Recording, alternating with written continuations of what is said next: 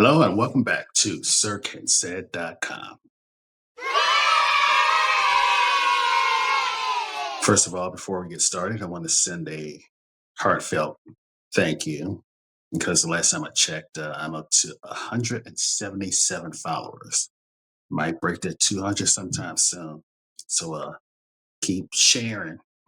And I also want to send a special shout out to a gimpy ball head from work. He knows who I'm talking about, who started following me this week. So he'll get a chuckle out of that. But I want to talk about the highlight of my last week because last week was just shit-tastic. Shit-tastic. That's a word. I want to talk about Daredevil, Born Again, which Disney Plus picked up for a new season. Apparently, they got tired of people calling them a bunch of punk ass bitches, and they got a new writing team director, and they broke their foot off in this bullshit. I mean, they went hard and deep, like that Anaconda song. Yeah, that's how they went into the series. It is loosely based upon the Marvel event known as Dark Reign. If you know, you know. But Manhattan was enveloped in darkness, and while the heroes are off doing their things, trying to figure out how to get out of this, and this is very very short version of this. Wilson Fisk was doing what the Kingpin do. He was Robin Hooding the shit out of everybody. He was helping people out, passing out meds, passing out food, offering protection, taking care of people's problems, if you know what I mean. So when the heroes figured out how to get out of darkness, when he ran for mayor, they rewarded him by electing a mayor. And he immediately instituted the whole ban on vigilantes and superheroes in New York. So this is loosely based upon that story arc. I do encourage you to go out and check, go out and pick it up. Um, all of your returning favorites are here, starting with Charlie Cox, um, Mr. Lawyer by Day, Face Crusher by Night. And did you know he was English? Yeah, his accent really good. Vincent D'Onofrio, the best casting in the history of casting, bar none. Um, Wilson Bethel is back as Bullseye. I hope his suit gets better because right now it's like dog shit. Just my opinion. Deborah Ann Wall,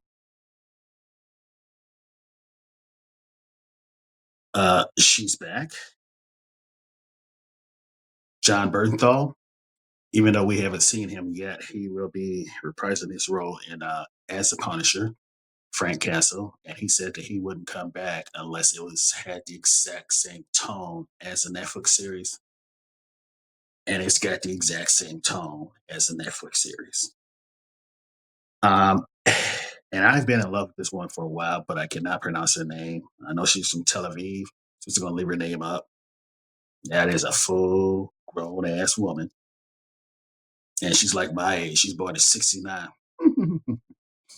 69. I'm such a child.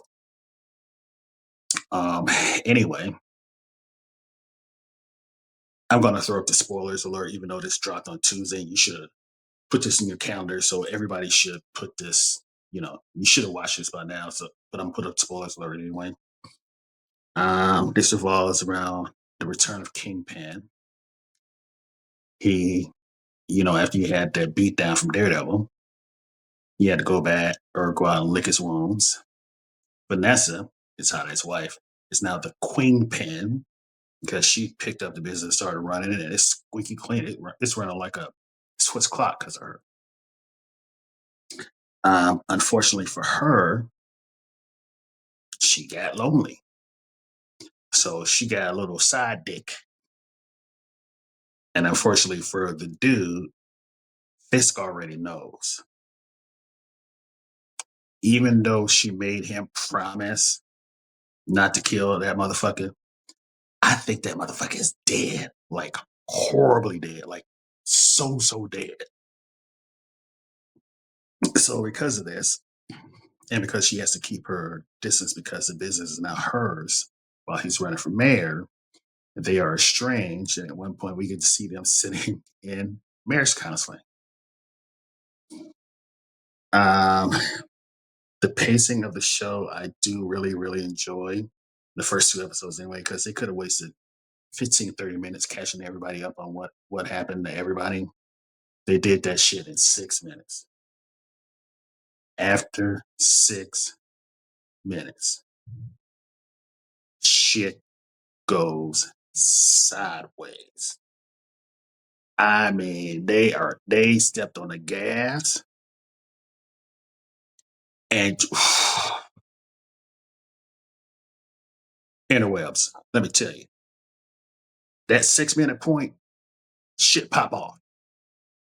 Um, I did love the pacing of the first two episodes.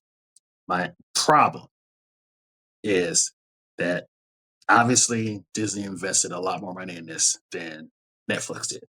Like a lot. I couldn't find out what it was, but it looks like a lot. To that, the opening fight scene, I enjoyed and I hated all at once. You could tell when they went from CG to live action and back and forth, and it just wasn't a smooth transition. And an action fan could see that shit. I liked it. I liked it when it went live, but yeah, it was to me. I saw that shit, and by far that is the only complaint I had about the entire two episodes. The only one.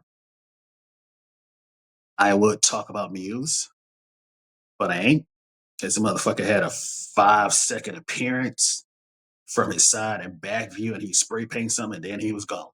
They mentioned him on the news, and that was it. So we ain't seen Muse yet. Um, I hate Bullseye's suit right now.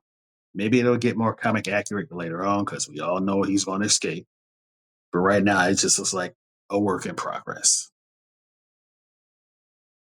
Um, what happens to Foggy sucks, but I understand he and Deborah have signed up for the next season, so somehow it's coming back. Maybe it's going to be a force ghost. I don't know.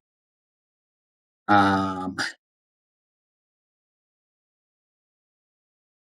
the Pacino De Niro meeting between Matt and Fisk in a diner. You cannot tell me when you saw the two of them sitting across the table from each other with coffee that that's not where your mind went. That was an epic scene. I love the framing. I love the feel. They actually started out being nice to each other, and then yeah, stay in your lane. I'm gonna stay in mine, but I know you're gonna make me come over to your lane. Matt left, and in closing, second episode, Matt has two bodies that he's got to ditch because you can't leave them where they are. They're tied to a police officer that was killed, and you just killed or beat the fuck out of his partner and another cop who are both 30, but still. So that is an interesting cliffhanger. Overall, I'm giving this a 10, a big fat ass 10. And if you ain't watching this, you living your life wrong. Those are my thoughts, and I'll see you on the other side.